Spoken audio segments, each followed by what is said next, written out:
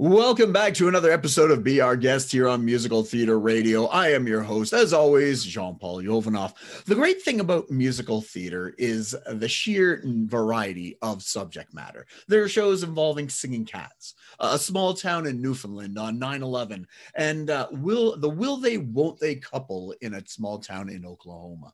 But today we learn about a musical set on the Isle of Man during the TT races. Let's welcome to the show the creator of Twist and Turn the musical, Tony Gibbs. Tony, welcome to the show. Hello, and thank you very much for inviting me, Jean-Paul. Oh, no problem, no problem. So first thing I want to know is a little bit about you, Tony. Can you give us the Tony Gibbs bio in 30 seconds? Who is Tony in 30 seconds? Well, I'm a guy who was taken to see a pantomime. Bear in mind, I'm in the UK, and so not all your listeners may understand what pantomime is. I was taken to see a pantomime by my mother when I was 8 years old, and that particular show was a production of Peter Pan. And so at the age of 8, which is a long time ago now, that was my first experience of theatre when I discovered that it really is magical. And so over the years, both professionally and in my private life, I've seen a lot of shows, and in doing so have managed to, I think, absorb the fact that whatever it is on stage, there's always something there that we can draw from and be inspired by. And I like to say that I'm motivated by music, which is my real passion, which is a joint passion with theatre. I'm motivated by music and inspired by theatre. Now, did you always want to be in the musical theater realm growing up, or is that something you discovered a little bit later in life? I discovered it later, and I, in fairness, I've never ever had any interest in appearing on stage. Let's be clear about that. In earlier years, I was quite happy being involved backstage. And I was the guy who would always be happy as a stagehand. And in more recent years, then professionally, I was in a role with an organisation here in the UK called NODA for short, which is the National Operatic and Dramatic Association, which is the principal membership body here in the UK for community theatre or amateur theatre groups. And in that role, we supported the needs of 2,500 or so amateur community groups throughout the UK in putting on their productions. Those groups consisted of roughly 250,000 people who are enthusiastic amateurs. That enabled me really to gain a really insightful view of what's involved in putting a show on a community level, which, as we know, relies, unlike many hobbies, on being able to sell tickets. And it's an unusual hobby in that sense. You can't, for example, invite someone to come and buy a ticket to watch you feed your goldfish, if that's your hobby. Maybe you could. Well, you could. Maybe you could. Maybe you could. Maybe you could. But from a personal point of view, I suppose I have to really go back to one of my first proper jobs, and that was as a copywriter in an advertising agency. Okay. And the reason I say that is that my briefs in those days consisted of an ad director coming into the office and saying something like, we have this fantastic client who makes concrete flooring, or something equally interesting, and they need an ad creating for an architect's journal or something along those lines. And can you come up with a really creative headline and 50 or so words? And the reason I go back to that is the fact that I suppose that role, which I was in for about 10 years, served to really show me the strength of succinct words, the importance of words, and more importantly, how words can convey a particular emotion or feeling.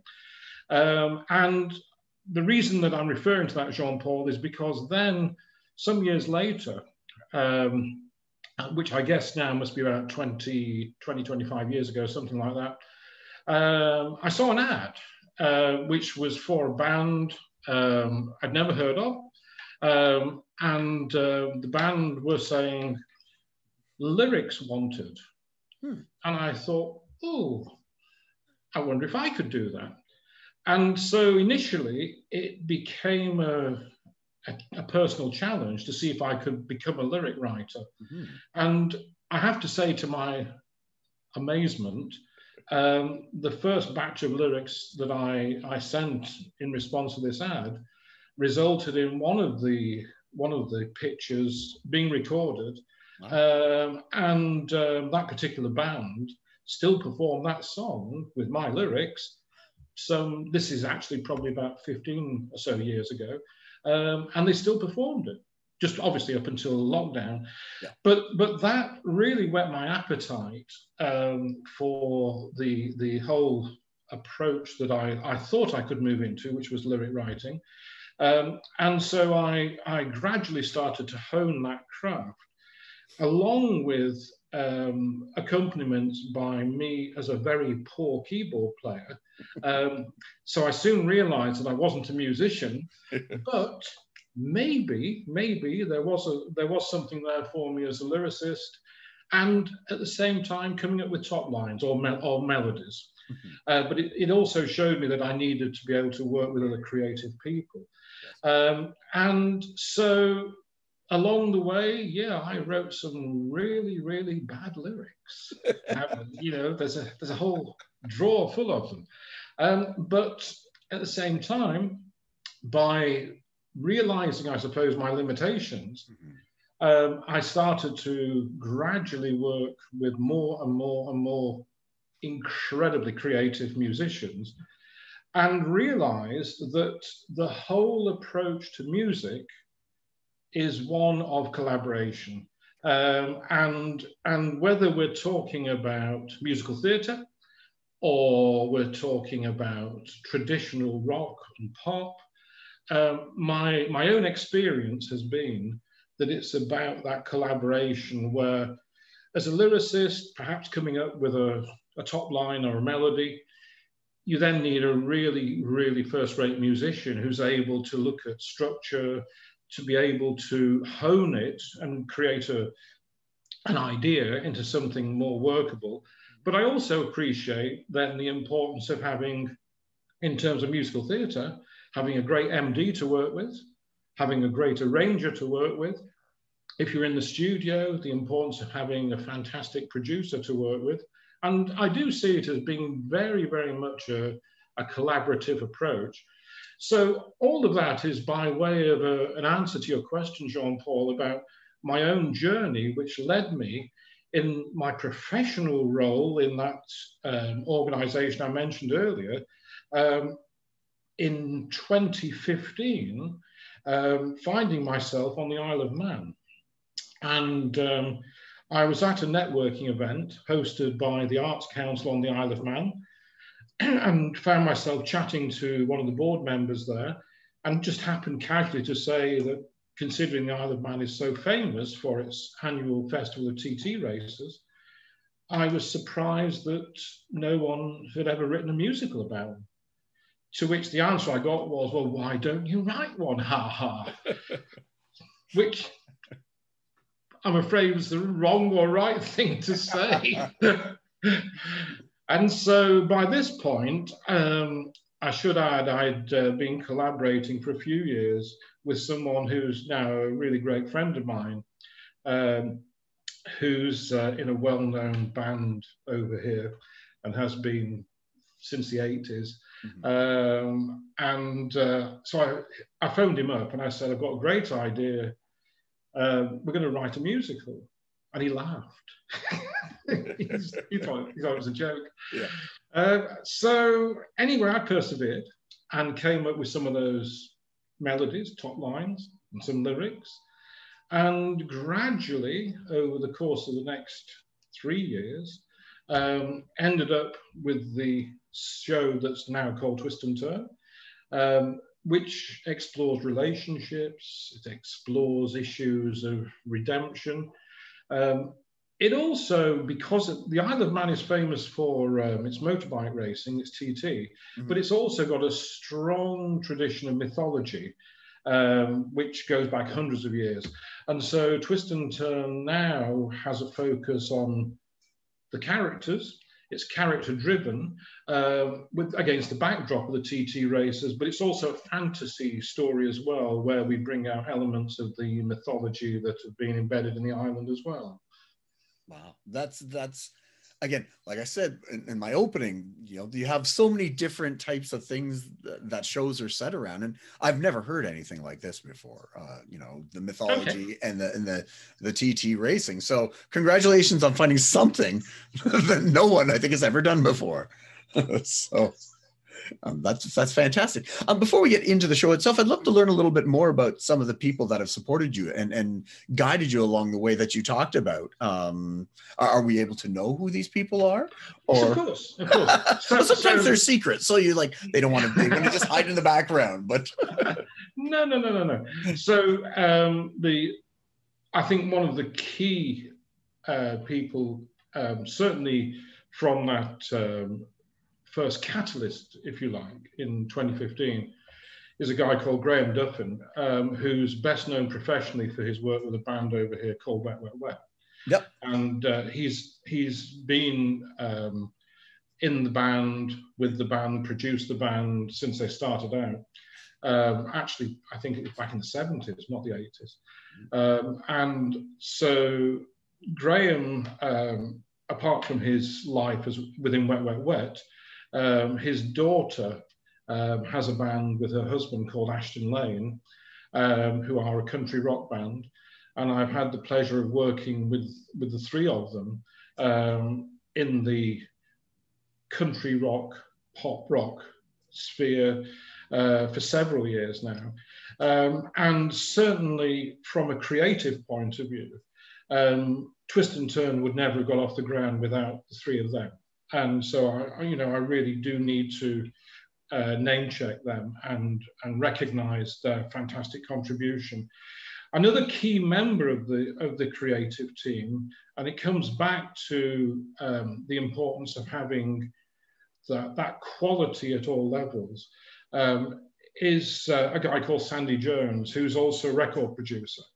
And working with Sandy both in the lead up to what was the original showcase for Twist and Turn, and also during lockdown, means that we've been able to produce a number of songs during 2020, thanks to Sandy's brilliance in being able to work remotely during the pandemic.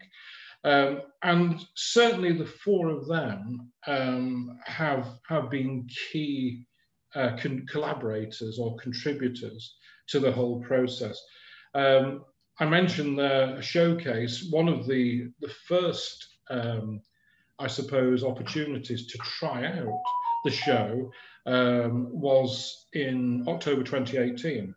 So from that initial starting point of having the idea in 2015, it took 3 years to get to a point where we were able to showcase it at the Other Palace Theatre in London. And in doing that, it played full houses across a couple of nights. We'd auditioned an incredible cast of people, people like Georgina Castle, who'd been starring in Mamma Mia, Simon Gordon, who'd been Bat Out of Hell, Jane Milligan, who'd been in Return to the Forbidden Planet. These were all West End professionals who workshopped the show for a month before we then put it on in the studio theatre at the Other Palace. And that really enabled me, Graham, to look at it and say, okay, this is what's working, this isn't what's right. Thankfully, the audience played a big part. About 200 or so feedback cards were returned with the audience views on what they thought worked in the story, what wasn't quite clear to them, their favourite songs, all of which, so this is the back end of 2018, all of which resulted in an opportunity to take stock, decide where the book needed improving, as well as which songs could be dropped, where there was a need for some new material. And that then meant that I embarked on a different path during 2019 and into the back end of that year, working primarily with Sandy Jones, the record producer I mentioned, because we then, of course, hit the pandemic. Yeah.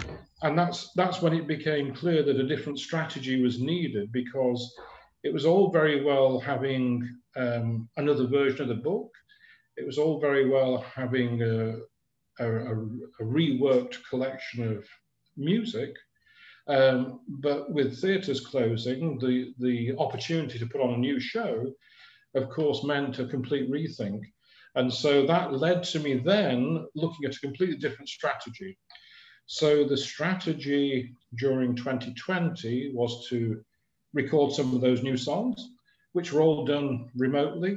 I think the ones I would really highlight and pay tribute again to collaborators is where I was producing demos in Peterborough in England, which were then produced by Sandy Jones at the Foundry Music Lab in Motherwell in Scotland. And we had vocals added by a Glaswegian who now lives in Queensland, Australia. You know, the result of some of those songs has really taken us by surprise, because there's a couple now that have been getting quite a lot of radio play and proved to be very successful in their own right. And we'd never have been able to do that without the technology that we've all got access to these days. But the current plan is to continue to release songs from the show, leading up to the publication of a graphic novel in October of this year. And the graphic novel tells the story of Twist and Turn. And each month we've been taking illustrations from that graphic novel, which are accompanied by one of the songs from the show, putting them up on YouTube. And so it's a very different approach, Jean-Paul, but it's one whereby come October, we'll be releasing an album of all the music and songs from the show, together accompanied by a graphic novel. And that's where I really must pay tribute to the illustrator, who's a guy called Vincent Danks. Vince has worked on a lot of graphic novels over the years, and you only have to look at any one of them on YouTube and you can see just how good he really is. From my own point of view, it's a completely different approach, looking at how you can work with an illustrator of a graphic novel to working with someone to get a show on stage. It's a completely different discipline. And so I've learned a lot. I've learned a lot from Vince, who's not just an illustrator, he's a fantastic collaborator. You know, he'll look at the words on the page, and then he will be able to say something like, you know, have you thought about adopting this approach instead?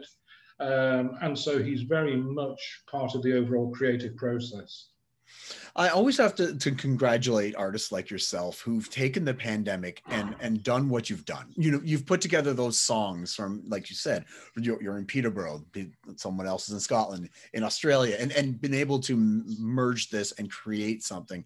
Because a number of people, you know, right at the beginning of the pandemic, you probably remember, we're all just deflated and we couldn't figure out what we were doing. But a lot of you, and again, I congratulate you, you found a way to move forward and keep your art moving and going and getting it out to the public. And really, I'd love to learn more how you came up with the idea of the graphic novel, because no one I've heard has done something like that. So was that your idea? Was that somebody else's idea? How did the graphic novel idea come about? Well, Jean-Paul, if you think it's a great idea, it really was my idea. Well, then there you go. Congratulations. And also, if you think it wasn't such a great idea, it was also still my idea. I suppose it's one of those things that it's hard to pinpoint exactly what triggered it. But I remember, as you say, initially, coming away from the showcase performances of Twist and Turn in October 2018, all of these fantastic feedback cards, they were postcards that the audience had been asked to fill in. And as I say, it'd been a couple of hundred, and it was great. And thank you to the audiences who came to the Other Palace Theatre then for taking the time and the trouble to fill them in.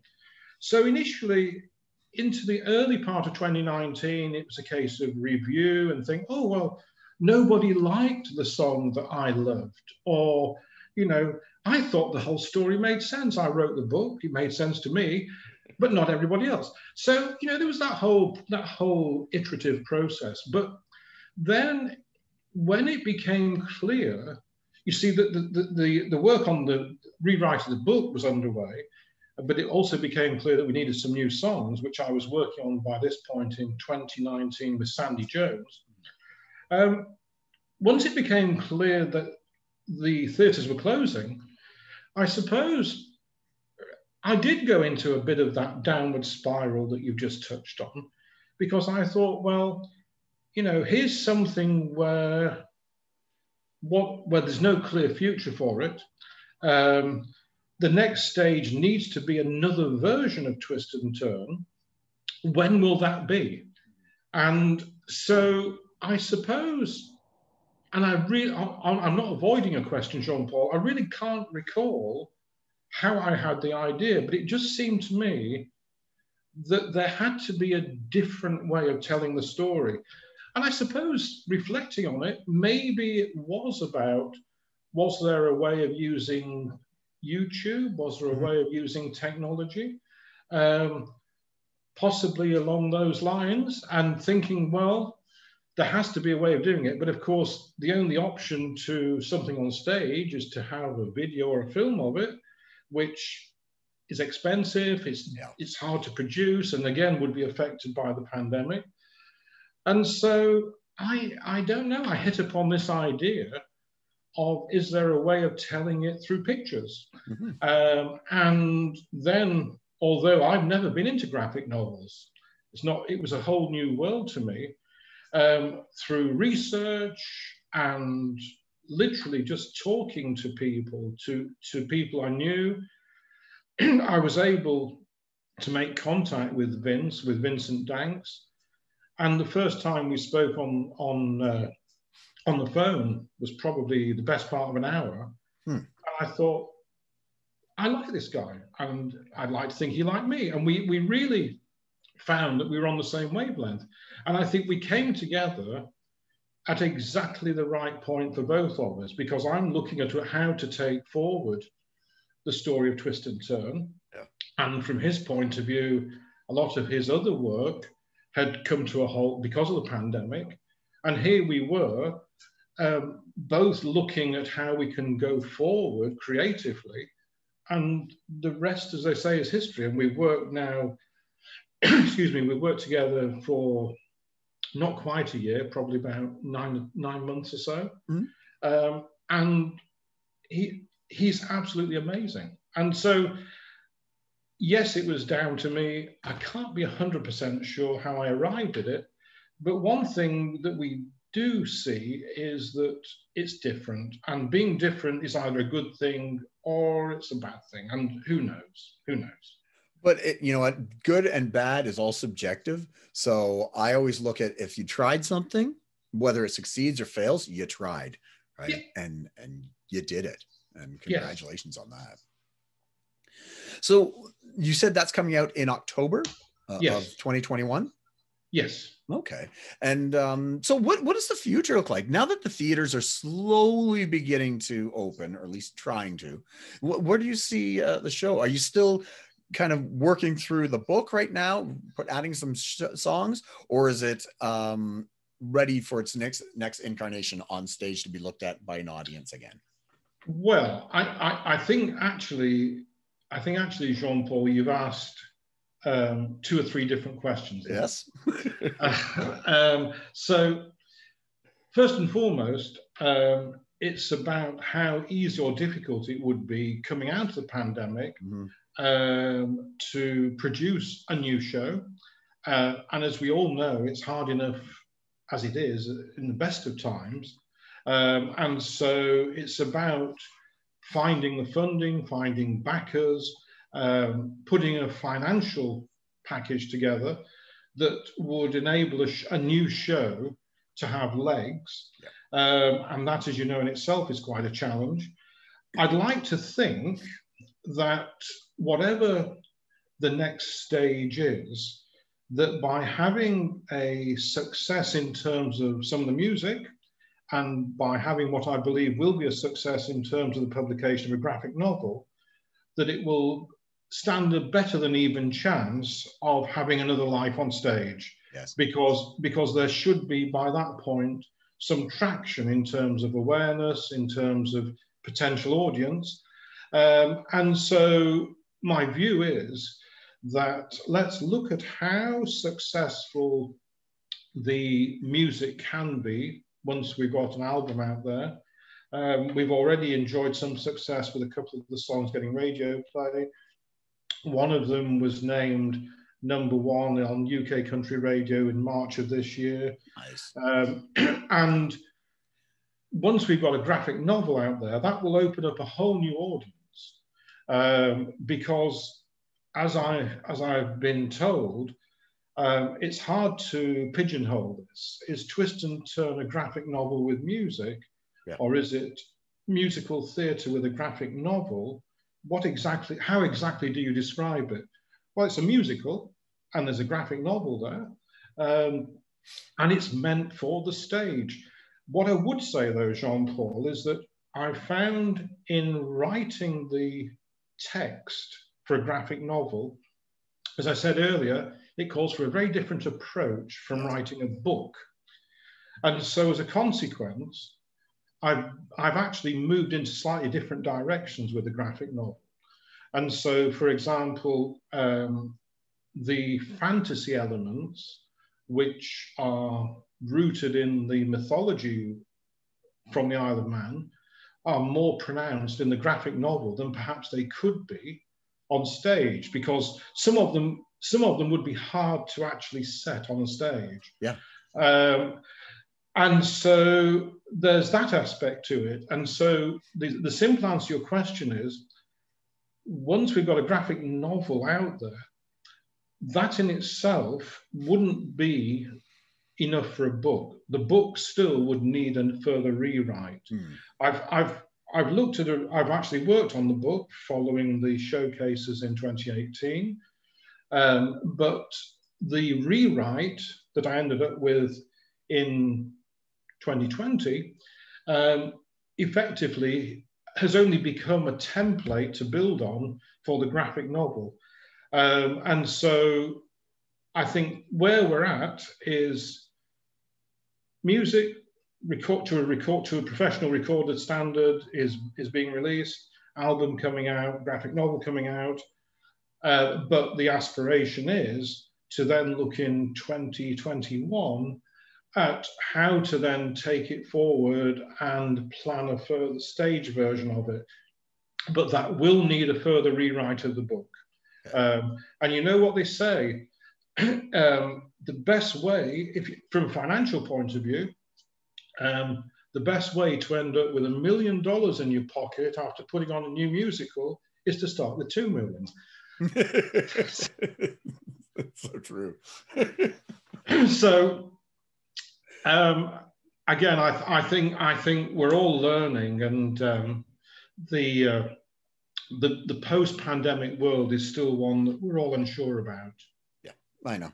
It's so weird and unpredictable how we're all going to come out of this, because when the theaters open, everybody's going to want theater. But the question is, will people be clamoring for the old stuff that was already there, or are they just so desirable for theater in general, they'll clamor to the new stuff as well? Yes. And nobody knows that answer. No. It's the Wild West again, and it's this unpredictable of what's going to happen, and it's exciting and scary at the same time. It is. And I think, though, that it's really quite interesting, isn't it? Because even before the pandemic, we were already seeing the success of a number of shows that were filmed on stage and then put out through theatres or cinemas. And that, I think, is something that would have continued to develop and continue to grow. It's obviously a different art form. It's not theatre and it's not cinema, it's a hybrid. But I think that will influence, to an extent, some of the bigger productions. As far as smaller scale productions are concerned, I think you're right. There will still be an appetite for any theatre, and in particular, maybe local small scale theatre, because it's not just about the big theatres and the big productions. Yeah. It's ultimately, my view is, it's about storytelling, and whether it's a small scale production or a big show, there will be an appetite for stories. But certainly the hybrid between stage and cinema is an interesting one, just as the more immersive theatre is an interesting one, where you can go and see a show and be part of what's going on around you as a member of the audience.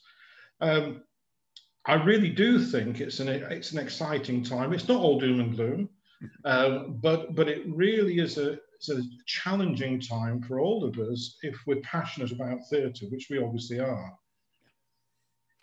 Well, Tony, congratulations on the show and getting it out there, and the graphic novel, and all of that fun stuff. So where can people learn more about Twist and Turn right now, and hear some of the songs that are out there already? Okay, well, we're because again of time scales and what we've been focusing on. As yet, there isn't a website. There will be a website, okay. But in the meantime, Twist and Turn the Musical is on Facebook. And also, if you simply put it into YouTube, Twist and Turn the Musical, that's where you will find various chapters of the graphic novel that have been produced so far, together with the songs.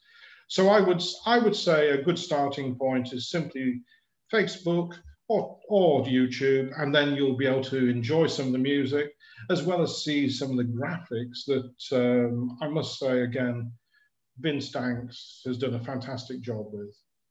Good. Yeah. So people go there, get a little tease of what's coming in October or later in the year. And then when that comes, make sure everybody checks it out and listens to the songs and reads the graphic novel. Tony, before we go, I always ask 3 questions of my guests. There's no right or wrong answer, but we're going to learn a little bit more about you. We're going to get more into your personality and who you are from these questions.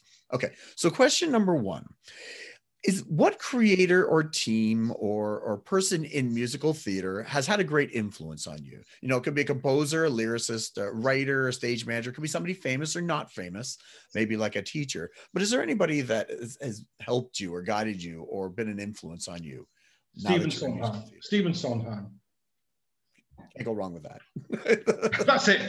It's as simple as, I know. It's funny. You just have to say his name. You don't have to elaborate, because everybody just knows. Yeah, but in fairness, I think you're right. It's I suppose this is not meant to be a cop out, but Stephen Sondheim most certainly. But equally, I've been lucky enough to go to the Edinburgh Fringe many times, and as you know, I think it's billed as the biggest arts event on the planet, or was pre-pandemic. And so I would say one of the things that's influenced me are the hundreds of people that have put on productions at Edinburgh Fringe, whose names I don't know, who've put on shows in the back room of a village hall or in a restaurant, who have put things on that are experimental and more mainstream. And all I would say is that in terms of influences, that they all inevitably have influenced me to a lesser or greater extent. Yeah. Because subconsciously, I think you only have to watch a piece of theatre and leave it, and perhaps aren't aware of just how much impact it's had, whether it's on whether it's in terms of the writing or the music or the production values. But inevitably, subliminally, you're taking in all of those influences. So to the people whose names I don't know, whose shows I've seen at Edinburgh Fringe over many, many years, they are without doubt up there with Sondheim in terms of influences. That's you know what, Tony, that's a fantastic answer. That's 2 points worth of and you're so right, because everybody knows the Sondheims, the Lloyd Webbers, the you know, Rodgers and Hammersteins and all that, but it's you're right. It's those people that you see and get influenced by, you know, that they never know. They might feel that they haven't done anything, but the truth is their little bit of, you know, just influence on you has been huge. And thank you for pointing that out for all those unsung heroes out there. So correct answer, 2 points. I've given you an extra one for that. Okay, thank you. Question number 2. Did you ever get to ride one of the motorcycles on the Isle of Man course or anything like that? Not a motorcycle. Okay. But I think it was about 2 weeks before the TT a few years ago. A friend of mine had an open top sports car, mm-hmm. and he took me round the TT course in his sports car because it was all closed off to normal traffic by this time. Yeah. And as a passenger in that sports car, I was terrified.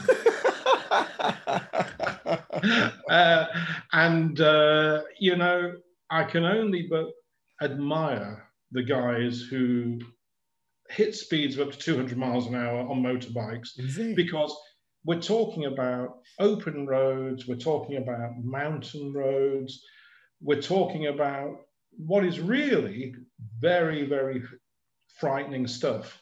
And as I say, I found it hard being a passenger in a sports car, let alone on a motorbike. Yeah. Would I consider going around on a motorbike? No. No. I have been on a motorbike, but I wouldn't go around the Isle of Man TT course on it. And you only did it in a car, and you probably only went around once, right? Not the precisely number of times. Precisely. Oh, man. Yeah, I cannot imagine doing that. So, so correct answer on that one as well. Okay. Well, final question. Gonna know more about you and who you really are. Food in the theater or cell phones in the theater? What is worse? Ooh, now. Yeah. I think, and may I just remind your listeners that these questions were not prepared, but nope. Well, you may have prepared them, but I didn't know the answer was coming up. I would have to say cell phones. Okay. Cell phones. And the reason I say that is that it's only because you're talking food generically, and so you could, for example, consume an ice cream very quietly. Good. Without causing any kind of issues for the audience around you, or indeed the cast on stage. But a cell phone is a cell phone, and let's face it, it's definitely a cell phone. Okay. I would have also accepted both are awful and banned them both, but you still got the correct answer. Yes. Okay. So congratulations on getting 4 out of 3 points with that first answer. So I have no prizes, but you did great. So, but we got to know a little bit more about you, Tony. Tony, again, congratulations on everything. I look forward to hearing more of the music and seeing that graphic novel when it comes out. Do you know if it's going to be a actual physical graphic novel, or will it be a online? Do you know right now? It'll be both. It will be there will be a print version, which will have accompanying it a good old-fashioned CD or vinyl copy of the album. Oh, cool. As well as an e-version online, and obviously downloads of the album too. Fantastic. I look forward to seeing that and promoting it for when it comes out and letting everybody know to go check it out. Tony, again, thank you so much for coming on today. And thanks very much for inviting me, Jean-Paul. It's been an absolute joy. Thank you. No problem. All right. We were just speaking with Tony Gibbs, the creator of Twist and Turn the Musical. Tune in next week as we'll be speaking with another guest or guests about their life, love, and passion that is musical theater. I am your host, as always, Jean-Paul Jovanov. And until next time, I'll see you when I see you.